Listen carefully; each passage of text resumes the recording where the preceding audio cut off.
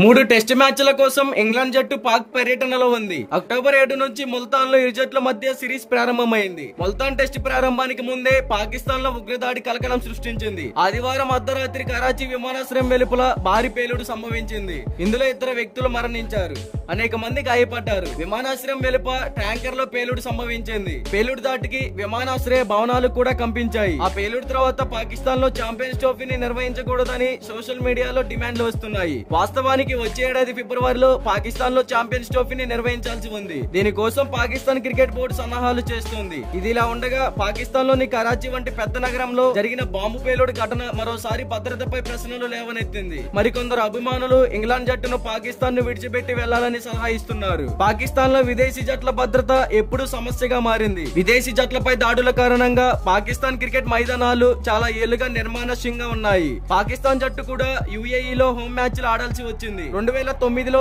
లాహోర్ లోని Gaddafi stadium వెలుపల శ్రీలంక జట్టు బస్సుపై దాడి జరిగింది. ఇందులో పలువురు శ్రీలంక ఆటగాళ్లు తీవ్రంగా గాయపడ్డారు. ఆ దాడి క్రికెట్ ప్రపంచాన్ని కుదిపేసింది. అంతేకాకుండా పాకిస్తాన్ క్రికెట్ కు కూడా పెద్ద దెబ్బ తగిలింది. పాకిస్తాన్ లోని అంతర్జాతీయ క్రికెట్ ను నిలిపివేశారు. 6 ఏళ్ల తర్వాత అంటే 2015లో జింబాబ్వే జట్టు పాకిస్తాన్ లో పర్యటించింది. 2009 తర్వాత పాకిస్తాన్ లో పర్యటించిన పూర్తి సభ్య జట్టుగా అవతరించింది జింబాబ్వే. ఆ తర్వాత బంగ్లాదేశ్ మహిళల జట్టు పర్యటించింది. 2017 సంవత్సరంలో పాకిస్తాన్ సూపర్ లీగ్ ఫైనల్ ఆడింది.